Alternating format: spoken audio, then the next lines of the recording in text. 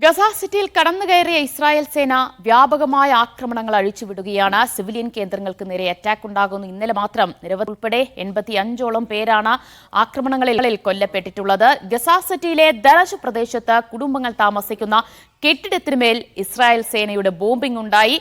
അതിരൂക്ഷമായ ആക്രമണമായിരുന്നു. ആ ആക്രമണത്തിൽ 22 പേരാണ് കൊല്ലപ്പെട്ടത്. സേനയും ഹമാസ് പോരാളികളും തമ്മിലും കനത്ത ഏറ്റുമുട്ടൽ തുടരുന്നതായിട്ടാണ് റിപ്പോർട്ടുകൾ വരുന്നത്. സ്ഫോടക വസ്തുക്കൾ നിറച്ച റോബോട്ടുകളും ഒപ്പം കവചിത വാഹനങ്ങളൊക്കെ ഉപയോഗിച്ചുകൊണ്ടാണ് ഇസ്രായേൽ സേന സിവിലിയൻ കേന്ദ്രങ്ങൾക്ക് നേരെ ആക്രമണം നടത്തിക്കൊണ്ടിരിക്കുന്നത്. ഹമാസ് പോരാളികൾ നടത്തിയ പ്രത്യാക്രമണത്തിൽ 3 സൈനിക ടാങ്കുകൾ തകർന്ന് ഏതാനും സൈനികർ കൊല്ലപ്പെട്ടിട്ടുണ്ട്. ആക്രമണത്തിൽ നിന്ന് രക്ഷ നേടാൻ ആളുകൾ പലായനം ചെയ്തുകൊണ്ടിരിക്കുകയാണ്.